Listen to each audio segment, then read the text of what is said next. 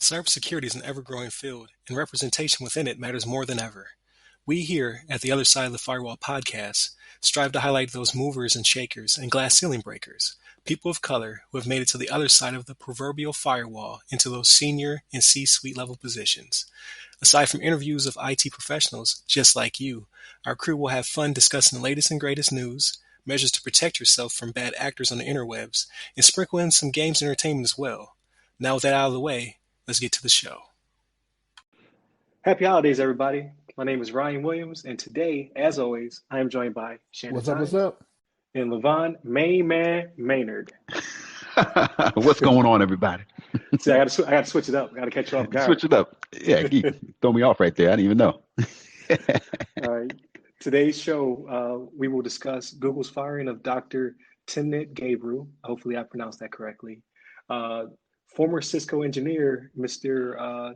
Ramesh, and his punishment, the FireEye breach, and Cloudflare and Apple's new DNS protocol. But first, how's everybody's week? Man, my week could have been better, man. I was a little sick this week. Anytime that happens in these days and times, it's one of those things where it's like, do I have the COVID? You know what I mean? But no, right. I think my body was just getting over an infection and healing. I didn't have the high fever is kind of usually the thing I'm really on the lookout for, right? To be like, oh no, I need to go get a test. But I was a little Right. sick this week, so a couple of days I wasn't up to snuff. But I'm getting over it. I'm almost back to 100%. So Okay. That's All good. right. Yeah, it's definitely good. good. So we need you at just- 100%. What you're trying to say is that you wasn't getting in on the CISPs. I think that's what you're trying to say. look, That's I right. really Got his excuse didn't. ready. I really did not. I know I said last week, yeah, I'm gonna hit it up. I'm gonna do all this. No, I didn't hit it as hard as I needed to. I didn't. No, you good. You good. I mean, you got infinite time, right? You got upwards of a year to make it happen. So, yeah. Again, I don't envy you. You have fun with that. I'll try. It's like that's the only reason I got to keep up with the. They're not called CEUs, but the continuing education. I'm never taking that test again. Not gonna Right. happen. Not gonna happen. I might take Yeah. something lateral, but that won't be for years. I'm out the game. Oh man, yeah, I How heard about it's a you? pretty tough test. Yeah. Yeah. It's the toughest test I've ever taken. So Wow. Yeah. yeah. Well, what about you, Levon? What you been up to? Man, I've been enjoying life. I've been enjoying video game systems. You know how I'm doing over here. I've been enjoying big screen TVs and living the big life, living the good life. Popping champagne bottles and floating on my yachts and stuff. You know how I do. Okay. No, I just kidding. But I've been kicking back. Me and the wife been chilling with the puppy. We got the dog running around. We took it to a little dog wash place. You can like wash your dog. They have like a little station set up. You have like a little drain and everything, and they have all the soaps and brushes and because it's pretty cold out here. I'm in California still, and it's but during the day it's been getting in like the 50s and sometimes like the high 40s. So we didn't want to wash her. We normally wash her like outside, but we took it to this dog place, and it's pretty cool. It's pretty. I like to have it set up. You get access to everything. It's only like $15. You just go in there, wash your dog, in and out, and that's like my life right there, taking care of that dog. Okay. So No, I got you. that's been like the highlight of my week. It's been so exciting. Besides playing video games and chilling out with the wife, watching some like Netflix and shows like that. But that's been my week. So Look, Levon, I have no Yeah. sympathy for you with your 50 degrees. It's 23 degrees out here in Colorado with snow Oh, all dang. around. So you're 50 degrees. I wish I had Wow. that right now. Yeah. I actually I feel a little bit better now. I got 50 degrees to keep me warm now. I feel like the little boy in the meme who's looking at the lady. Like, so what you're telling me is you paid somebody else for you to wash your own dog. That's what you're telling Right. me. That's right. This is what rich feels like. Yeah. No, it's,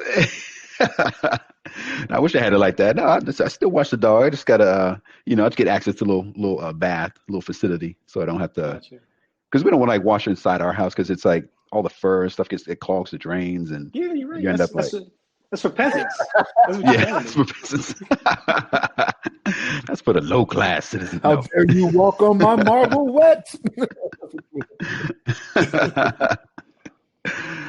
Oh man. No, that's what's up. That's what's up. Yeah. So for me, it's just been getting back to the workout routine. Just getting my routine back in. So I've been waking up at like 5 in the morning and going to the gym because that's the only time that it's somewhat empty around these parts.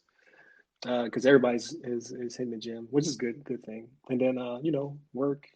After work, I've been getting my run on. It's like mid 50s here, so it's not bad.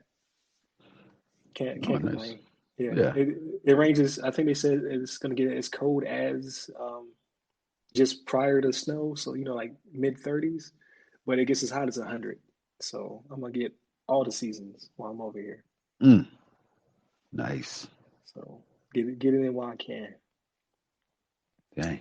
That's good. That's good. But yeah, definitely. But without further ado, we jump into this. So this is not necessarily a topic, but it's a running conversation that's happening, right? So again, Dr. Gebru, for all those who aren't tracking, it's kind of a big deal in the cybersecurity, IT, AI. If you follow Google News, it's all over my timeline. But so Dr. Gebru, prominent scientist, uh, black woman employee of Google, uh, for reasons that are still being highlighted, was fired about, I want to say, 2 or 3 weeks ago. Uh, but there's a lot of contention because it doesn't look like she was fired over her work. So initially, she was told or I'm sorry, initially Google said that she resigned. She turned around and said, "I did not resign. I gave you an ultimatum uh, to explain to me why my research was being put under a microscope." So she's a member of a council, or she's the head of a department that deals with artificial intelligence, and she deals with specifically ethics in artificial intelligence. So Google's new, um, I guess, future moneymaker will be using AI to power their search engine and all the products that come from that. Her job is to develop that AI as well as to monitor the ethics of how AI is being used uh, with human interaction and so on and so forth, as well as power consumption, how it affects the environment, all those good things. So she co-authored a paper that did not burn Google. It just explained how um, AI can be used more efficiently to not consume as much power, to not, um, I guess, basically influence people uh, to sway them, to bias them in any kind of way. Her manager asked her to have her name removed from the research, which was still under peer review. She asked why. She was told because it did not meet Google standards, which all of the people who were peer reviewing it, as well as several other prominent figures in the industry, came back to say that the paper was absolutely fine. She said that if you do not give me the reasons for wanting me to pull my name off of this, I will be forced to resign. They said, okay, have a nice day. And now it's been just uh, catastrophe for Google. They're having to backtrack, having to explain themselves. Um, I'm sorry, I forgot the piece where she also had issues with Google's diversity and their programs for diversity, for hiring minorities and what have you, saying that basically it was not a good program and that it should not be utilized as fixed. So, full circle, what is being believed is potentially she was targeted because she did not agree with their diversity programs, because Google seems to be pretty sensitive about it, and they use this paper as a scapegoat to get rid of her. So Mm, I said a lot of words there. Thoughts? So here's mm, my thought on this. This is a little scary, right? Because so I know we had a conversation before about minorities getting into these bigger companies and doing things like that. And even though it's small, like if you look at her educational background, she actually went to good schools. She went to Stanford. She got her degree from Stanford. Before she came over to Google, she came from Stanford. So this is one of those ones where even though she had one of those prestigious schools on her resume, like this is how this still panned out, right? And that's what's scary because again, I know it was maybe 2 weeks ago we were talking about this, maybe 3 weeks ago we were talking about this about it may be an issue with people coming from HBCUs and things of that nature. Well, that wasn't the case here. Stanford is a very well known school. Stanford's considered a very good school, and this is still where we're at with this now. It's scary to me because I actually looked into what their diversity was when it came to African Americans, right? And when I looked at it, as of 2012, I think it was like a little over 1.6% or something was Google's African American demographic for people they had hired there. It was like 360 people or something like that. You could fit them all on a big plane. You know what I mean? That's how few they had. And so when you look at it as of 2018, okay, there's some progress there because it went up to like 2.4 or 2.5 or something like that. That's progress, but you got to still think about how small that number is. You know what I mean? And that's just a scary thing. Like this is where we want us to do better. And if proven true, right? Like if all this is proven true, like Google's really going to have to reach out for this. Because here's the thing. I don't think it's just their employees that are going to be mad if this proves true, right? Like you're going to have shareholders, you're going to have consumers that are going to possibly really revolt on this if it comes out to be true. Because if it's true that she was fired for those for reasons of her addressing diversity within the company, it's only gonna get worse for them. What about you, Levon? What do you think about it? Yeah, I think I definitely agree with what Shannon was saying there. It's like it's such a I don't know, it's such a interesting scenario. It's such a, I mean, it's especially for her she's already part of a department within Google that's supposed to be maintaining, kind of overseeing how AI is handled with, other ethnic groups. And I know AI in itself has been known to be like, bias, or like certain minorities are treated differently in these like AI, like doing like facial recognition type things.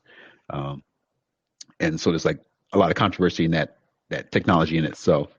But then for her on top of this to be kind of fired for some concerns she has with how Google's handling some of this technology, I think it's very concerning. And I'm hopeful that that things come together, that she's able to get her voice out there and able to get taken care of, because she didn't deserve to get fired from her job because she had some concerns. It's like she was giving Google a chance, or giving them kind of an ultimatum to say, hey, I'd like to discuss this concern I have, and if not, I'm gonna put in my resignation. But they're kind of like, oh, we're not even gonna question, not even gonna entertain your concerns. We're just gonna go ahead and let you go. And so I think that's very, very very concerning, and very maybe disrespectful, very poor response, I think, from the company. But I guess maybe the future will have some more to tell on this story. And Ryan, I know we Definitely. were having this conversation too, right? And if Google wants to say it had legitimate purposes, where is this at, right? Like where's your proof that legitimately she did bad work because she was only there for a year, right?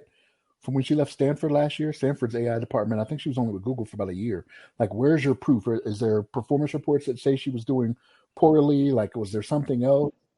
Where's your proof saying she deserved to I don't want to say be fired because they're calling it a resignation, so they have to go back on that and say no, she was fired. But where's the receipts, so to speak, right? Right, exactly. And they thus far they have not shown anything. There was a response from Google CEO, but in it, there was kind of a slap in the face. There was no apology. There was kind of we are investigating, and it seemed as though they were protecting her manager and supervisor more than they were protecting her.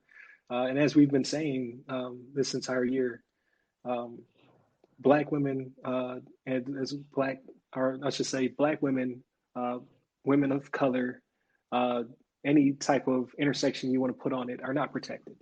Like, she spoke up, she spoke her mind, and even though she's a brilliant scientist, that she will land on her feet somewhere else, it gives you pause and concern that this large corporation cannot get it right. Like, Google is the biggest search engine, right? And they can't allow themselves to be not transparent in this regard. Like, they have to show those receipts, as you said. Like, they have to give us something, to give her something, obviously, because it affects her. But overall, their demographics show that they need to give out a lot more information. It's not that hard to find people of color that are talented enough to work at Google. And then the ones that you do have, you can't just arbitrarily fire out on a whim, especially not in 2020. This is not the year to play around. There's a huge petition out there. So if you want to sign the petition, it's the Standing with Dr. Timnit Gebru. You can Google it. Ironically, it'll pop right up, right? It has, at last time I checked, over 1,000 Google employees. So 1,000 of Google's employees disagree with this. And then another 1,400 academics and industry, civil society personnel also disagree with this. I signed it. I felt kind of odd signing it though, because I'm not in the industry. You know what I mean? Like, because it asked you to put your title, and I was just like, what do I put down? Like, fledgling podcast host? You know what I mean? Like, right. Young up and comer. There's doctors and scientists, engineers on this list. You know what I mean? Like, but I still signed it because I definitely want to support women of color, just people of color in general, right? That's what the platform is about. And again, obviously the demographics show that there is some bias, there are some flaws there if they can't find more than 3% of people of color to work in their company. But then you turn around and just arbitrarily fire them. And if it is the work, just explain to us why the work is the problem. I mean, 1,400 academics disagree with you. So I'm sure you have no receipts. And before 2020 is done, you will have to issue an apology. And perhaps she doesn't want to work for you anymore. I'm sure she'll land on her feet. All right. So I said last week that before the next podcast came out, that we'd have some new information, right? So we actually have an update on a story that we talked about last week. So we had a Mr. Ramesh. He was a Cisco engineer.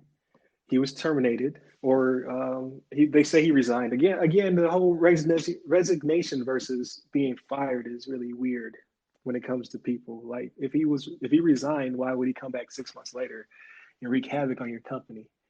So this one hit the papers because it's a huge deal when Cisco loses $2.4 million in over what's the term when you overtime. When you work over? I'm drawing a blank here. Overtime. There you go. I'm so smart. So they lost roughly $1 million in overtime, and then $1.4 million. No, I'm sorry. I reversed that. $1.4 million in overtime and $1 million in customer damages, where customers were unable to access their VMs and things of that nature because Mr. Ramesh went in there and basically started logically cutting wires and pulling plugs. So it came out that he was sentenced. He received, let me scroll. He was sentenced to 2 years in prison, and he had to pay a fine of $15K. So I did not think it was going to happen. Thoughts? And I think I actually said that when we talked about it last week. Like, I didn't think any jail time was going to come of this, right? You'll get a fine, you'll do whatever. Yeah. But it's 2 years, and I think he starts serving them in February.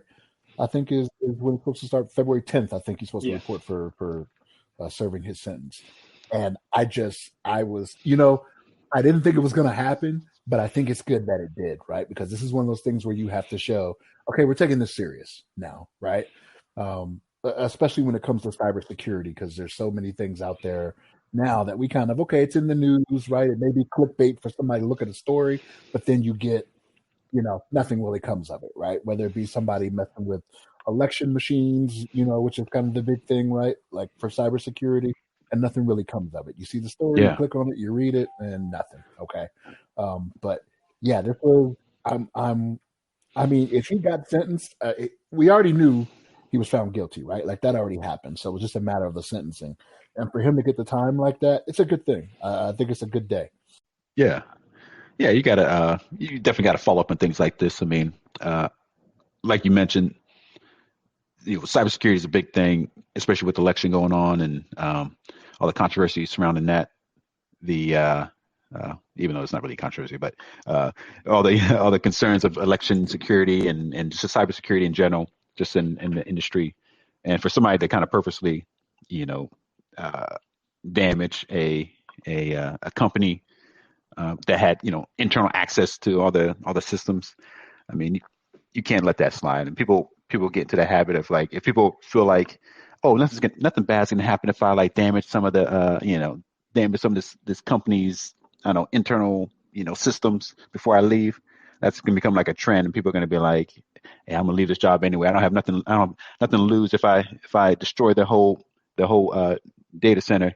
Then they might give me like a slap on the wrist, and I go about my day. But when somebody's getting some prison time and has to pay some money, then people are gonna have to think twice about causing some kind of chaos before they head out the door. Yeah, definitely. Like there were some implications there, and I think they kind of obviously 15K is not a terrible lot of money, but sure, I'm sure it was a cap. You know what I mean? Like they can only get so much out of them. So that's probably where that came from.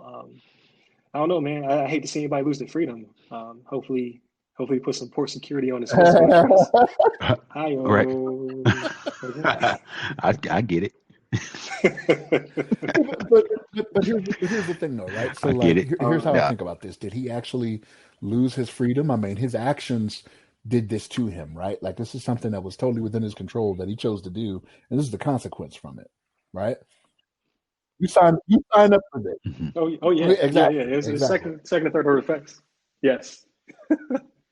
Yeah, and he pled guilty, so I'm sure that lessened some of it as well. Like if he had tried to hide it, he may have gotten. I think the max was 5 years they could have gave him, so he got 2 of them. I don't know what the max penalty was. I didn't read about that, but 15K. I mean, he ain't got a job, so 15K is a lot. Yeah. That's a lot of money, but it's at the same time, it could have been worse. It could have been like, hey, you can get us like, I don't know, $100,000 to $500,000 for us losing 1.4 million to repair the damage that you did. So the judge could have come out there and been like, pay all that restitution back. Could have been 2.4 million. Right. Yeah. So hey, it is what it is. Hopefully nobody else does that. And such, right? I mean, people do it all the time, right? It can be just as simple as going into the comm closet and causing damage there. Right. But this guy had the keys to the kingdom, so obviously, Cisco has probably tightened the reins on their access controls and what have you. You would hope. Right.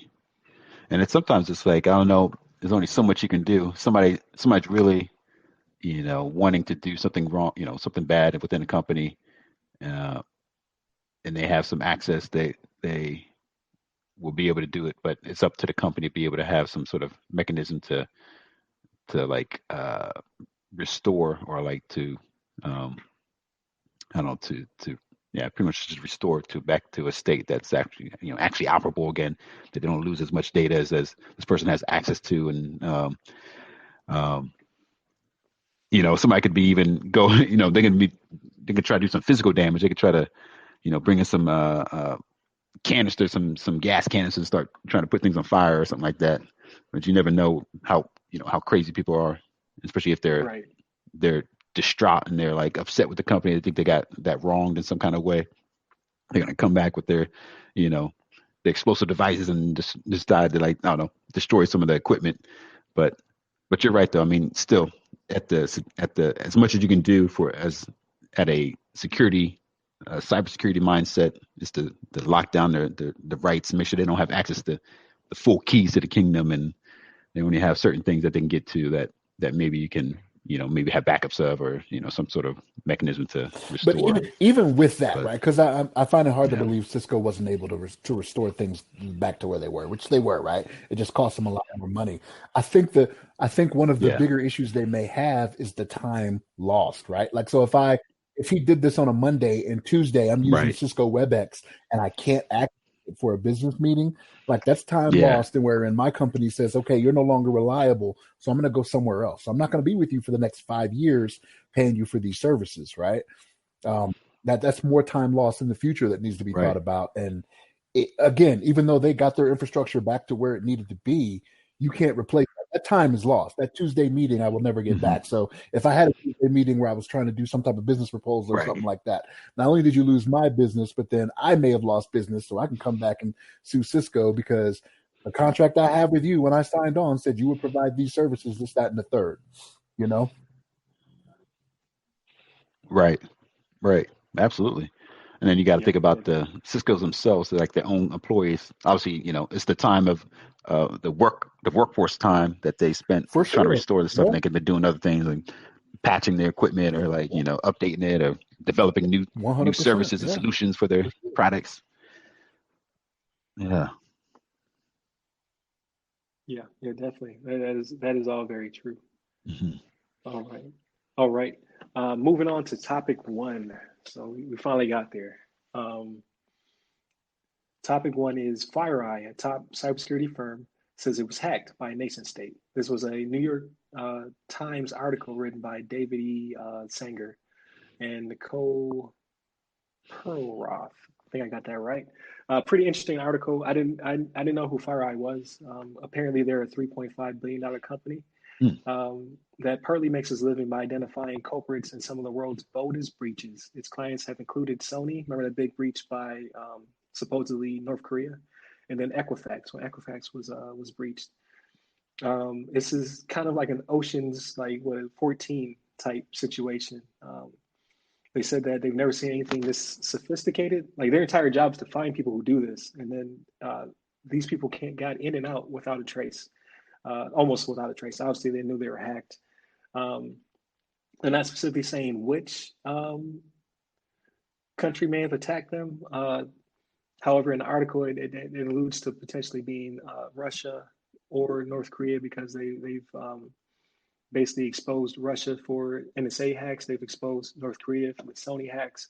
So it seems as though this may have been retaliation, as well as the FBI is involved, which means that it potentially is an international type situation that needs to be investigated. I So, think they're what do you very guys think scared about when you this? bring in an outside organization like the FBI, like some the poop has hit the fan, right? At that Mm. like like because usually these companies Right. handle it in house, right? Right. And then they'll put out a press release or something, say, "Hey, we fixed it, everything's good to go." This scared them enough for them to say, "Hey, FBI, come in." And then the FBI did their investigation, and like you said, like it mentions in the article, right? They turned it over to their Russia specialists, right? So they didn't just say all of a sudden, "Oh, we think it's Russia." They looked at something that said, "Okay, this signature leads me to believe this should go this way," right? And it's scary because of who they are, right, and what they're in the business of, right. So it's like if you can get the people that Right. hold the keys, you know what I mean, to figuring everything out, that should be scary, and it is. Hmm. Right. It showed a high level of sophistication. I think what was most troubling out of it though is the tools that were stolen from them. So since they're a company that uses like so what they do is they do their investigation, they figure out kind of how the breaches or what have you took place, and then they build tools to replicate those things on other companies to find vulnerabilities. Like okay, we've seen this before, and this is how they breached it. Let's run this tool, let's say on Cisco, McAfee, Google, and see if we can find those same weaknesses. Now, an entire nation state may have these tools, Mm. which is not as bad as NSA when NSA lost their uh, quote unquote weapons of mass destruction, cyber tools. But now you have this sleuth company that's lost their tools. So now you have a bad actor have the ability of plausible deniability. Like, no, I didn't do that. Mm-hmm. like because you can't tell where it came from Right. potentially.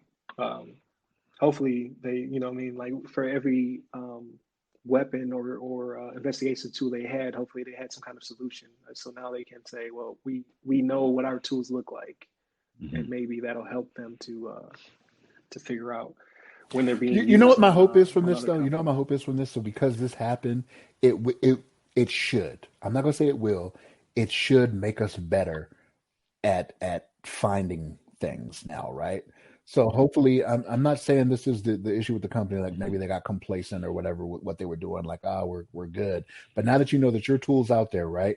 You have to look a lot harder at what you had and what you were doing to try to figure out how to combat that, right? Um, and it's a good thing. It really is, because Mm-hmm. now you're like, okay, well, we know what we were doing. We were confident what we were doing as pretty much a red team is what they were, right? Like how you were describing, right? Go in there and try to hack these Right. companies. You know what I mean? That have brought them in, right? They're not doing it maliciously, right? The companies have brought them in, Right. but you hope this makes them okay. Now we got to step our game up, right? But I can't say for sure that is going to happen. Mm-hmm. Right. Yeah. Yeah. It's like I think it's really interesting too, because it's I agree exactly what you're saying, Shannon, and it's like, you know, this kind of stuff is obviously I don't know specifically. I don't think anybody really knows specifically what they were able to steal as far as the tools and what actually the tools would do. But um, these are kind of things that a lot of Red Hat, um, or like red team like security groups will use to try to infiltrate a corporation, try to identify the hacks and where they're susceptible to to compromise. And I think as long as these companies are doing these periodic type tests that these tools would identify and try to hack, and they're making sure that these systems are patched and adequately like protected, there should not be a big concern as far as them using these tools from FireEye to get into their system. Because if it's something that's so blatant and obvious that somebody just had FireEye had a hack that can get into everybody's database across the globe, I think there's probably even a bigger concern that needs to be addressed, because obviously there's some holes in their infrastructure environment that need to be closed up to make sure that they're not susceptible to this kind of thing. So I think it's a very interesting story. I think it's obviously it's interesting that a cybersecurity team itself got hacked. So it's like that in itself it's kind of a a little bit of a joke, but it's it can happen to anybody, and it's just a matter of them being something being open, or some employee making a mistake and letting somebody in, getting access to the internal network and downloading a bunch of tools. And even happened like the Twitter.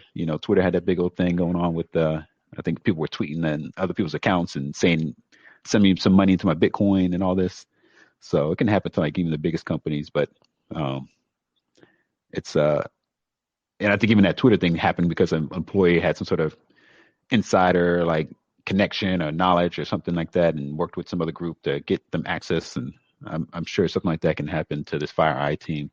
But hopefully, whatever these hackers took, people are aware of these vulnerabilities and able to patch them and make sure that their systems aren't going to be compromised from these tools. And I'm sure FireEye can I don't know, they can reach out to groups that they work with to Even make if sure they that don't, they're the well FBI protected. probably will, right? Right. Like Right. even if Exactly. FireEye doesn't come out and say it themselves, the FBI will be Yeah, like, okay, right. here's what needs to be done from here on out. You know what I mean? For everyone else out there, like we know these Right. tools are in the wild now. We don't need the whole NSA thing Right. happening again, because like with the NSA breach, it was something like 10. They estimate right, like $10 billion in damage was done or whatever from like all these bad nation states that were going out and doing all the stuff they were doing, attacking hospitals and different governments and stuff like that. So Yeah. Yeah.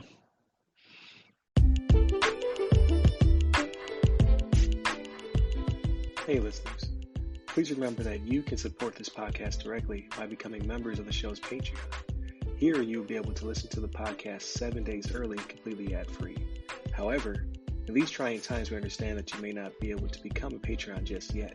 In that case, please listen to the show once it's available on free feeds, leave us constructive feedback, and share with your blurred friends and family. Thank you. Yeah. So topic 2. This one is, I found this one very interesting. Shannon shared it with me. He shared the last one too, by the way. I'll give credit where credit's due. I couldn't effort, find guys. We're a nothing. team. Team This effort. was rough on me. But all right. Topic 2 is Cloudflare and Apple made a new DNS protocol to protect your data from ISPs. So for all those who don't know, your ISP is able to look at your traffic unless you use a VPN. And then even then, you have to have pretty strong encryption on it because it's their pipe. So if they want to see what you're doing, they can. They don't do this necessarily because you're doing something nefarious. They could just be selling your data. Like knowing what you do and where you go and what you shop at is worth the money. I mean, it's what Facebook does to you. That's why your account for Facebook is free, because they sell that information to other companies to then target you for items, products. In this case, Cloudflare and Apple, the protocol works by introducing a proxy server between you and the DNS server. It is basically another level of protection where you send this data to your DNS server and then it sends it encrypted. So that way, the big DNS server out there, the domain name server, that translates whether you want to go to whatever name you want to use, Google, Apple, I don't know where you're going, Newegg, so on and so forth. It translates that name into an IP address, like 8.8.8.8 is one of Google's IP addresses, to retrieve the information and give it back to you. And then this leaves a receipt, basically. Like it knows what you asked for and it knows what it gave you.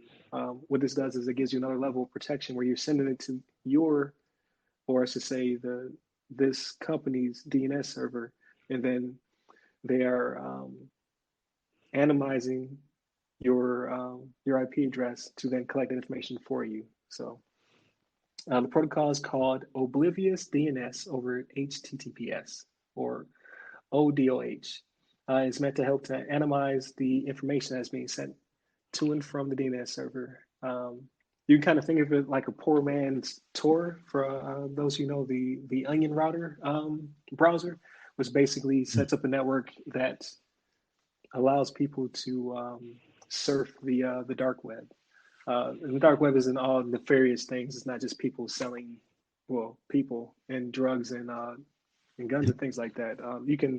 I've never used it, but it's a huge piece of the internet, because the internet is not just the dark net versus the main net. It's the internet. Everything on the internet doesn't have a name, so you use the Tor router to get to, or Tor browser, to get to addresses that don't have names. It might just be an IP address out there somewhere where you can buy products. Oh, you're good. You're good. So, I said a lot. you What do you summed think? it up very well, actually. But Yeah. so this was actually ratified in 2018, I think it was. It was a couple years ago, and the only browser in the U.S. anyway that has it on by default is Firefox. Firefox is the only one that has it on by default. And even with this, like the other browser companies have to do some programming on their own to be on board to be able to support this, right? And who knows when that's going to be, right? Google's got their hands full right now trying to fend off, diversity things. So it may not be a big priority right now. Yeah. Oh no. No, I have time for that. Right. So I think it's cool. Like me, Yeah. being an infrastructure guy by trade, I like to see protocols being used in different ways. So I think it's cool. I think it would help out people who don't feel like dealing with VPNs and things of that nature to secure their data. It would be something that you just turn on in your browser. My only caveat to that is you're just putting a middleman in between you and your ultimate destination. And who's to say this middleman doesn't turn around and still sell your data? So, at the end of the day, I don't care if you're selling my data. I don't care if you're trying to sell me products, because they're probably products I want to buy anyway. Yeah. But I can see how people don't want to be basically capital. You know what I mean? Like I'm paying you for a service. I don't want you to turn around and then sell my information to make more profit. I get that. But I still use Facebook, and I'm sure Facebook is making probably, tens of dollars off of my information. And then you combine that to being billions of people using their service, then they're making hella money. Mm-hmm.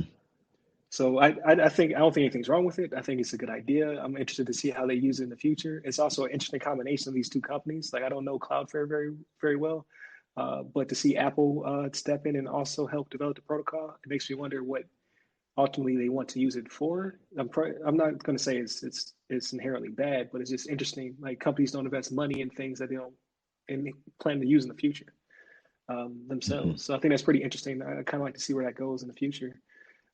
I really can't see any cons, to be honest with you. It could be a waste of time for some, but if it's already enabled in your browser of choice, then sure, by all means. Mm-hmm. Yeah, it's kind of simple. You don't even have to think about it. It's just already enabled in your browser. It's like just good to go. But I think it definitely sounds like a different extra layer of security. Make sure that I guess your the website you're going to doesn't really know where the information is coming from, what IP is coming from. And I use VPNs every now and then. I'll use VPN for connecting, especially if I'm on like in some Wi-Fi, a place that I'm not too comfortable with like connecting to, and my data being like observed through like a free Wi-Fi like service, like through a hotel or something like that. And I'll definitely pop on the VPN and connect that way. Yeah, I think it's good to be secure, and especially like I don't know, I don't know how much you can do with somebody's IP besides like where they like where they're coming from, and I guess if you contact maybe the company that owns the IP range, you can say, oh, give me this customer's information if they have some legal precedence to get that information from them. But I guess overall, and maybe you guys can educate me, but I'm not too familiar on like the IP itself being a big concern for the general population.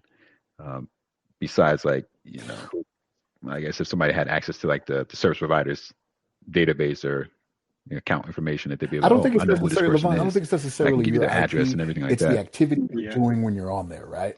So it's what you're looking at. So like we've all Yeah. had it, right? Where all of a sudden we're looking up something Right. and then we go to a different site to read something else, and all of a sudden, hey, there's this article about new cars coming up when I try to buy new cars, or a new 82-inch TV. You know what I mean?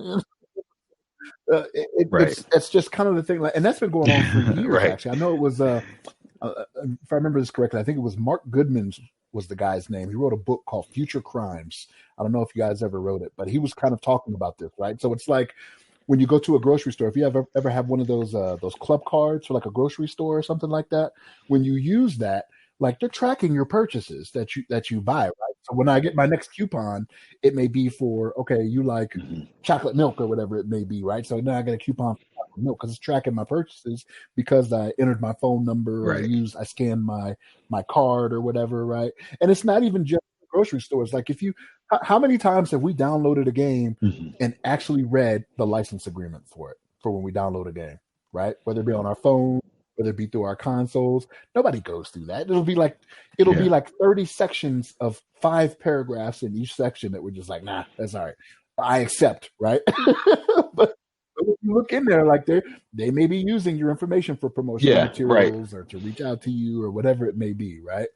That stuff is in there. And sometimes, like if you sign up for different when it comes to like some of these restaurants or whatever, when you sign up for their programs, their reward programs, I'm noticing a lot more now. I shouldn't say a lot more because that implies I go out to eat a lot more, which I don't. I eat out, but not that much. But I'll notice they'll automatically have it checked for like they'll have a box for like email me promotions and things like that. And if you're not paying attention, you're just going to leave the box checked that's already checked by default when you went to the site to sign up, and then just sign up and go. You've already given your consent, right?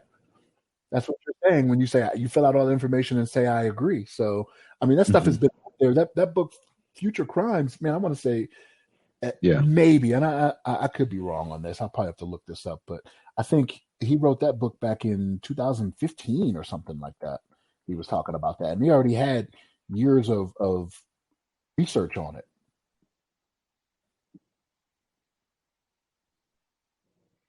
No, I haven't read that. I'm actually pretty interested. I'm gonna have to check it out.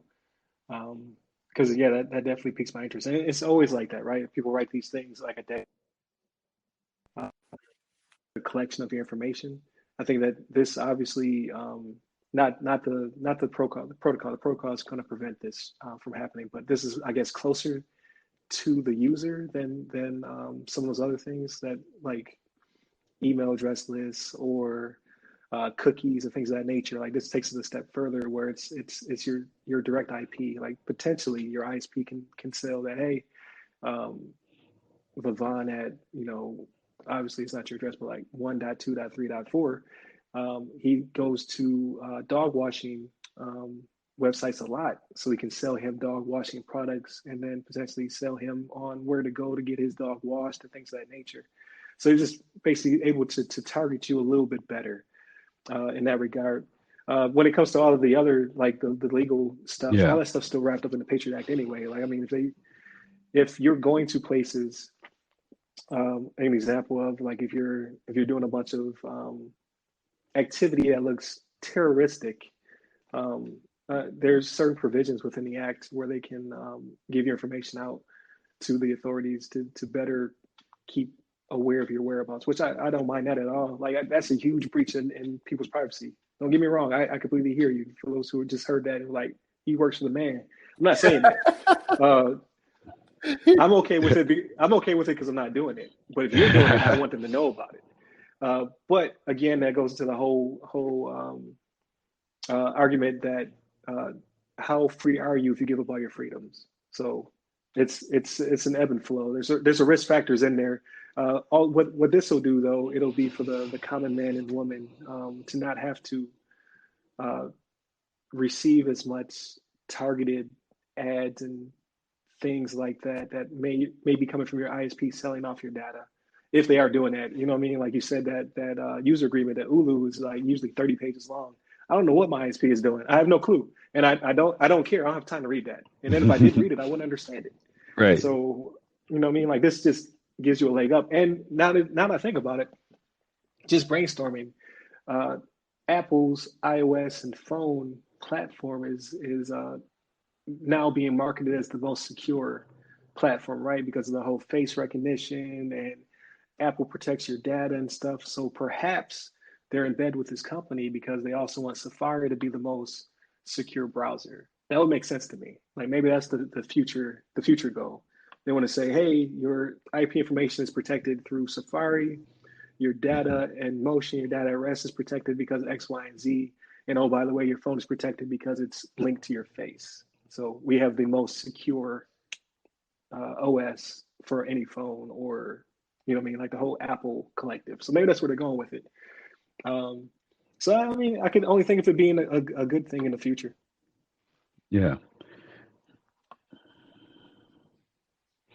Yeah, and I'm thinking about it like from a technical aspect, as far as I tend to do this too much, to just like really try to break things down, like maybe making it too complex. But when I look at this, I'm thinking, so I go to this kind of proxy, DNS proxy, that resolves the address Right. for me, so that my ISP doesn't know that I went to this particular site.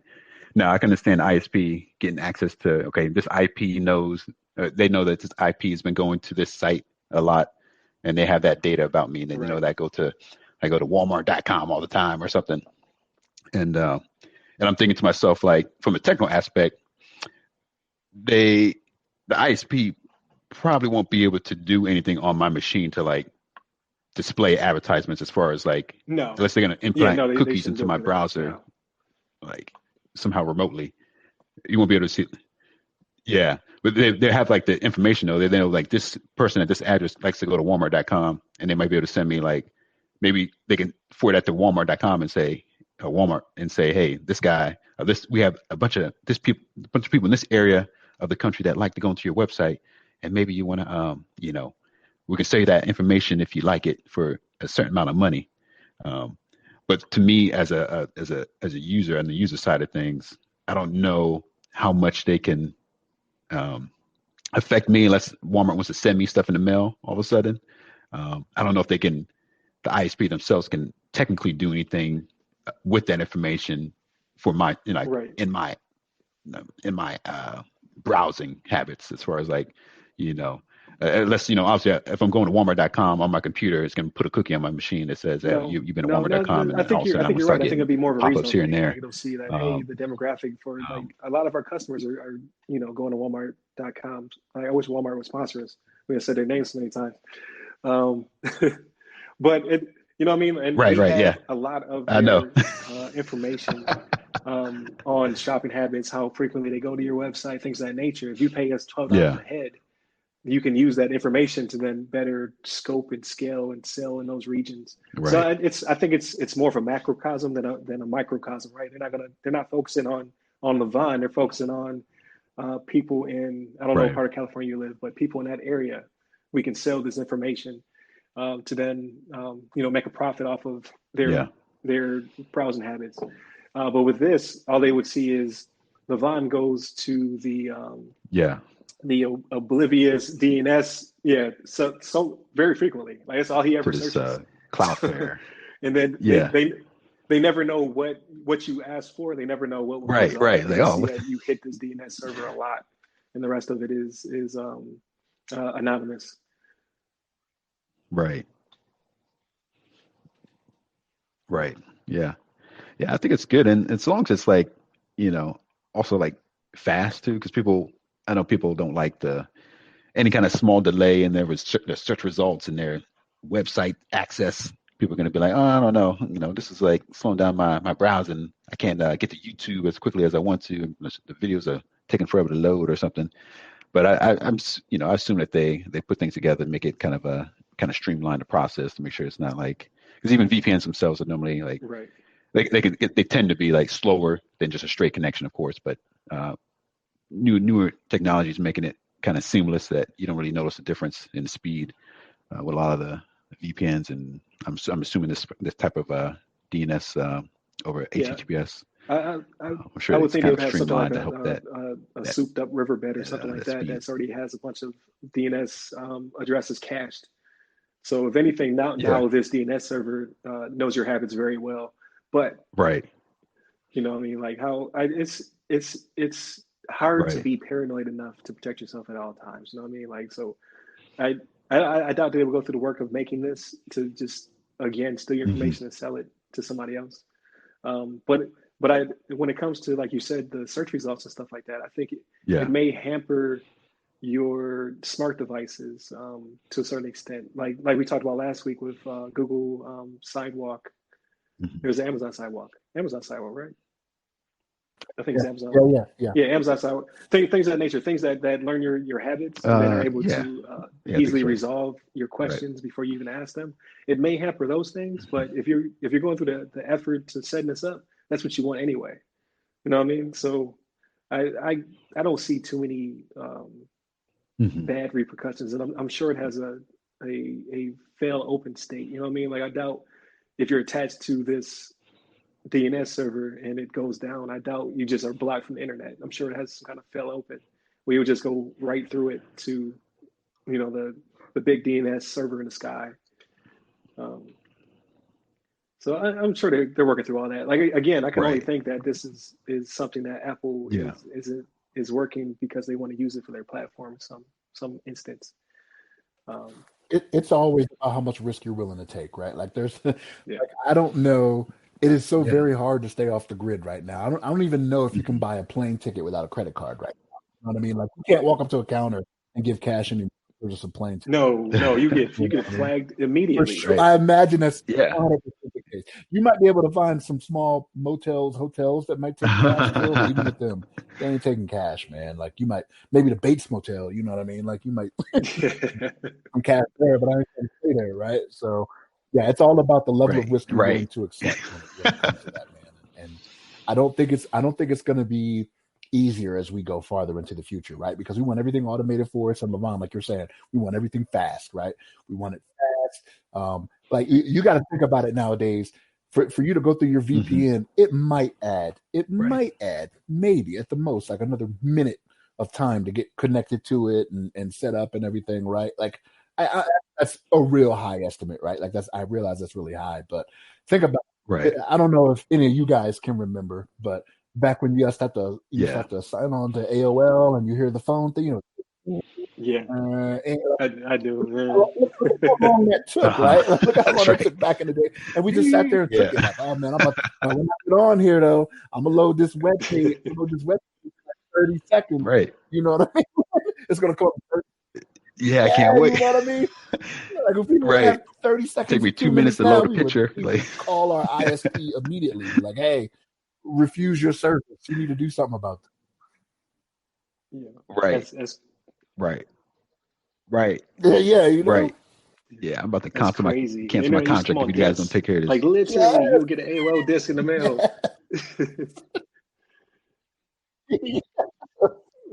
Right. He's like, oh, you get 30 hours on this disc. My children would have no idea what that is. They'd be like, what are you talking about? Like, oh yeah, they don't even know what a disc is, right? At this point, right? Right. What is that disc, guys? Yeah. I told my kids that Netflix used to be mostly disc in the mail. I was like, it was like 10% streaming, 90% disc. And they're like, that doesn't make sense. why would they do that? Right. Why would they even fathom to do that? Yes, it's crazy. Like, because we didn't have this. We didn't have all this internet. And you follow that up, Ryan. You follow that up with you see how well I take care of those high speed with what you have.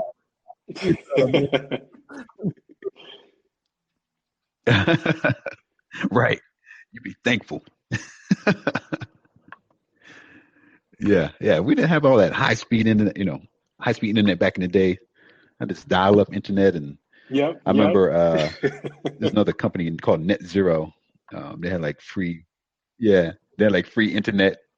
I remember I used to hook it up to my Dreamcast. I had to do some sort of like, I'd almost call it like a hack, but you had to do some like backdoor, like put in the password a certain way, put the username a certain way, so that it recognize it on your Dreamcast, and you can log into Net Zero with your Dreamcast and just access like I was playing like NFL 2K1 and some other games on there with some of my buddies, and it was a good time. I just remember having to dial up, and then mom would be on the phone and she'd be like trying to use the phone, and I'm on the internet like, no, mom, I got to finish this game. Hold up, let me wrap this up. Let me finish this game, please. Don't use the phone yet. 56K like, modem, first console with it. Like way ahead of his time. You over there playing Choo Choo Rocket and Power Stone. Yeah. Right. Oh yeah, that's my favorite console. Yeah, you know about that. It's crazy to think about. Yeah, I love the Dreamcast. Yeah, I love that console, man. That was like a big point of my life. Just like you said, it was like one of the first consoles I know of that was online, that you can play games with other people across the country, across the world. And I was playing all kinds of games online. I love that thing. That was like a big, that's probably when, I don't know. I had a computer back then too, but that was like probably the first gaming now you can play Call of Duty online that I really did was with that Dreamcast. Fortnite. It blows your mind. The only thing we don't do on our phones nowadays is talk on them.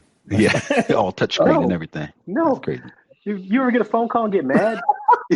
Right. Yeah. You could have texted me. What are you calling me for? Right. I know. Yeah.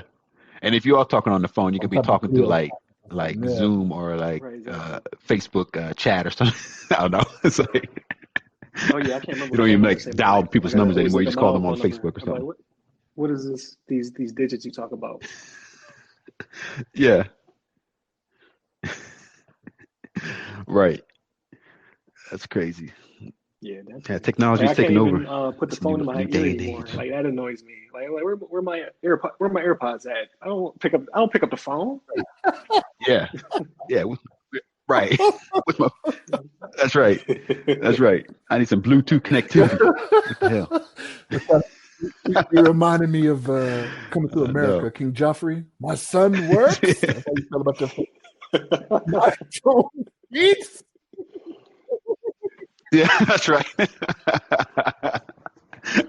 My pretty much son it, man. works. Like, Yeah, I don't that's such a get good how movie. we lived in a world that wasn't like the one we currently live in. It blows my mind. It feels like I grew up in Oregon Trail. You know what I mean? Like Yeah, Terry died from dysentery.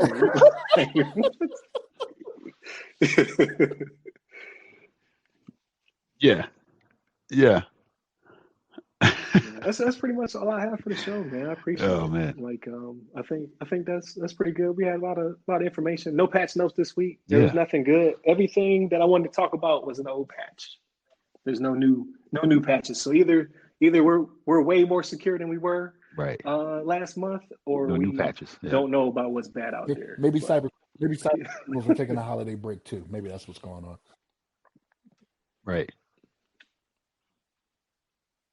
right. Yeah, it's the holiday time. People are taking breaks. Even cybersecurity the they're gonna criminals out there ransomware people and then kicking give the back a data little back bit. on Christmas.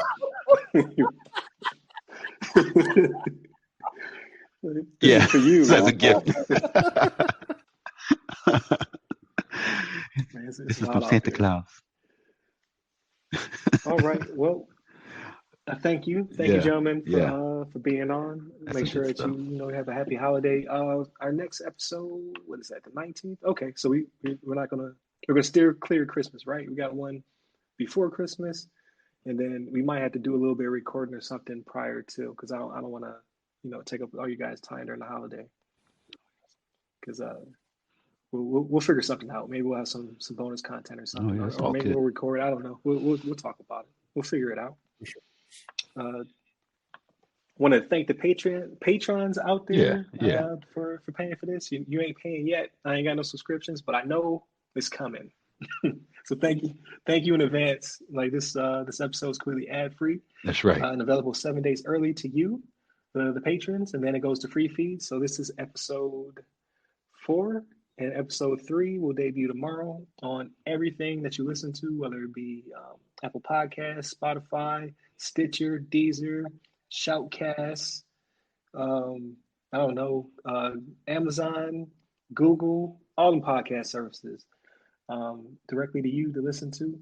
Remember, you can reach us by, of course, hitting up the main page. That's www.theothersideofthefirewall.com, where you can be able to hit up the Patreon, the other side of the firewall.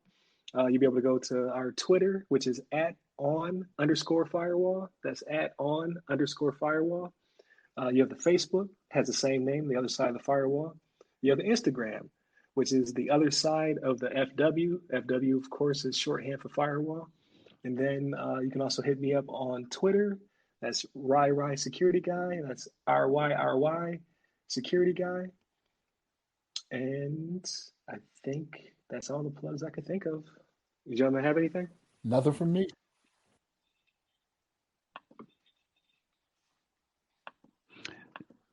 You can hit me up on @Levon Maynard on the Twitches if you want to hit up your boy, hit up the main man, and of course, continue listening to our podcast. All We right, appreciate gentlemen. you guys Thank you very listening much. in. And that wraps the show.